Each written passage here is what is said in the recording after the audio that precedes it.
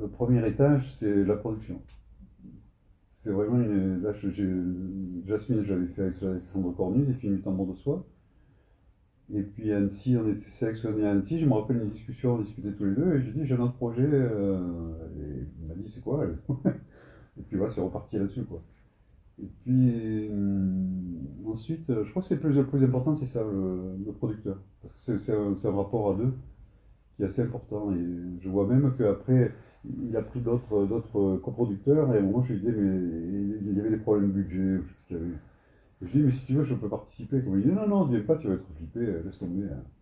Alors du coup, ça m'a bien reposé. Et puis voilà, ensuite, c'est la lumière, ben, on regarde un peu les lumières que les gens ont fait, on se dit, tiens, ça serait pas mal s'ils faisaient des lumières comme ça.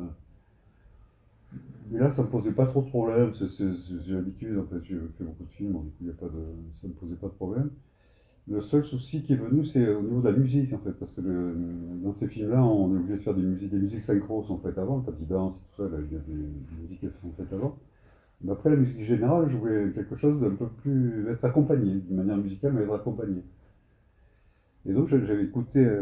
Comment dire? J'étais parti du principe qu'en fait, ma grand-mère, quand je l'ai connue, moi, elle était noire, mais jamais elle voulait parler. Elle voulait être plus française que les françaises, donc elle parlait jamais italien. Mais par contre, dans sa pratique culinaire, c'était la polenta, les gnocchis. Son habillement était en noir, toujours en noir, avec le gros chignon derrière. Et donc, je voulais qu'à la fois, qu'un musicien prenne ça en compte en se disant, voilà, elle est italienne, elle reste italienne. Mais il y a quand même une forme cette différence, cette chose-là, je voulais qu'il le prenne en compte. Et donc, j'ai écrit à Nicolas Piovani, qui est un grand compositeur, un gros maestro. Puis ça l'a fait rire, ou je sais pas, on a un peu discuté. Et puis il m'a dit, mais tu sais, j'ai jamais fait de film d'animation. Je dis, bah, c'est un challenge pour vous, ça peut être pas mal. Et puis là, il a rigolé, et puis après, on a travaillé, comme c'était l'époque du Covid, on a travaillé beaucoup par Skype. Donc je l'ai jamais rencontré, mais on a parlé pendant des heures et des heures, et au moment je dis, bon, et la musique, et la musique, et la musique. Et il dit, mais ça va venir, ça va venir. Je dis, mais je veux pas entendre quelque chose.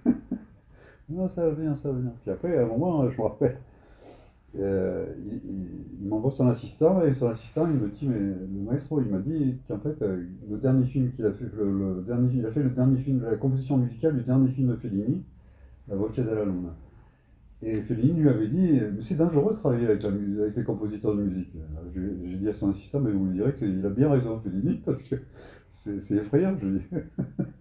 Et là, c'est quelqu'un qui travaille dans l'urgence, en fait, il a besoin mais voilà, mais c'est un grand monsieur, vraiment très, très à l'écoute, il pose des bonnes questions, ouais, c'est une relation magnifique.